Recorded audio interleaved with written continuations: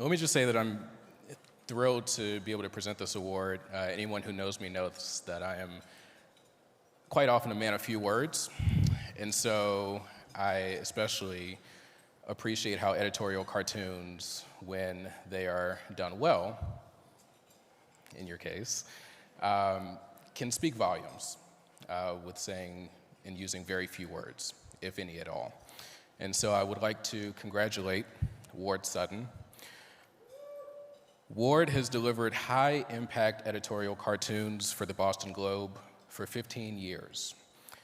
He does an amazing job of harnessing humor, but also doesn't shy from the dark side. NPF's judges have called his drawings powerful and full of nuance and complexity. So without further ado, Ward, would love for you to come up here and show them yourself. Congratulations.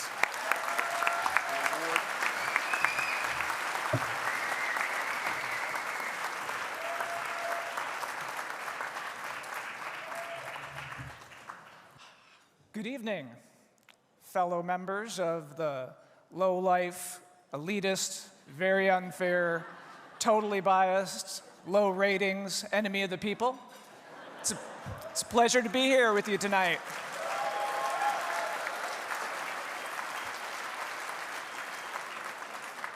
Many thanks to George Soros, the Deep State, and the Illuminati for allowing us to gather. I'm incredibly honored and humbled to receive the Berryman Award. If my luck holds out, I might win it dozens of times. George Santos has.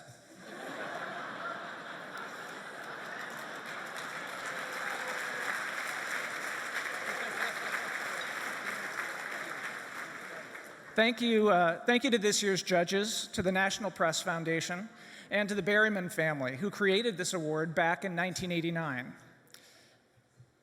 Coincidentally, 1989 is the year that I graduated from St. Olaf College, where I cut my teeth as a cartoonist for the Manitou Messenger. Tonight, my alma mater is here to help me celebrate. Many thanks, Olies.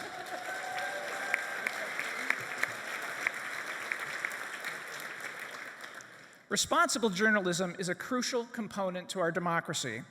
It's an honor to share the stage with such distinguished journalists. Your dedicated reporting holds leaders to account, keeps us all informed, and I personally depend on it to do my job as a commentator. There's so many talented professionals here tonight, but you probably noticed that one prominent journalist is notably absent.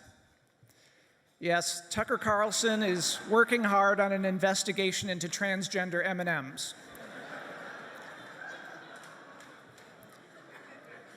I'm a freelance cartoonist, honored tonight for pieces I've created for the Boston Globe. Thank you, Boston Globe, for valuing and commissioning original cartoons. And thank you, and thank you, Marjorie Pritchard, the editor I've had the pleasure to work with for 15 years. Now I'd like to take you all through my thought process for creating one of the cartoons I'm being honored for tonight, while sharing some others along the way, starting with this multi-panel cartoon. Gun violence in America, yada, yada, yada.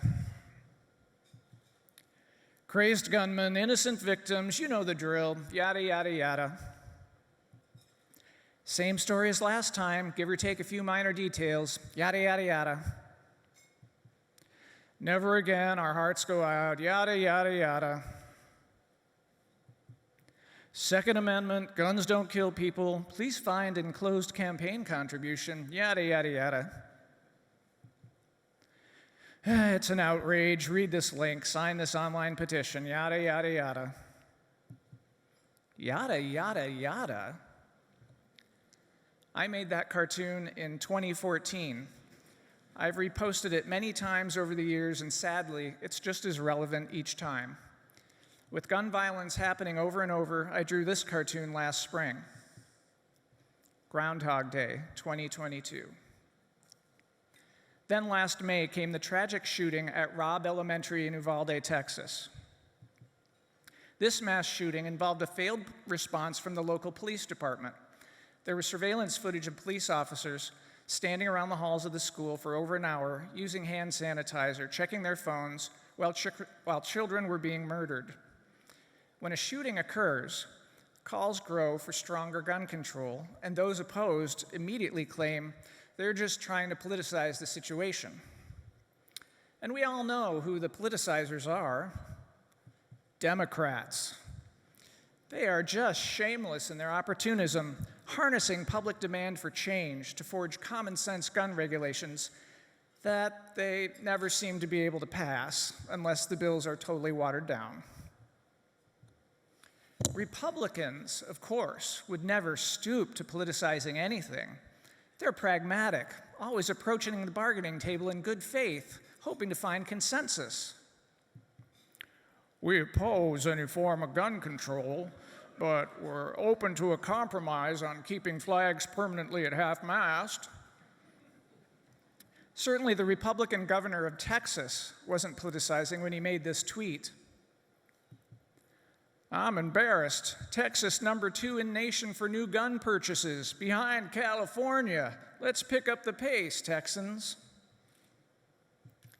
With regard to Uvalde, it began to feel as if people were angrier at the police than they were at Salvador Ramos, who actually murdered all those children. I thought it was weird that the MAGA crowd felt this way. They normally seem religiously devoted to never criticizing law enforcement. But then I realized the Uvalde police weren't white guys.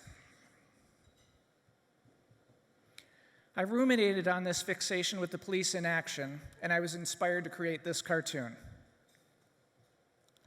Shocking, newly released surveillance video shows Republican lawmakers standing around the halls of Congress doing nothing while children are being shot for 18 years.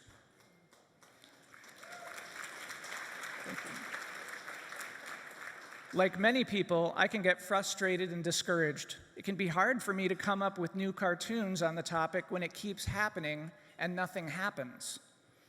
But that's the job. It's important for us to remember that even though this news is repetitive, it is not redundant. Each tragedy, each life lost demands our attention. As I said earlier, responsible journalism is crucial to our democracy, and conversely, democracy is crucial to our free press.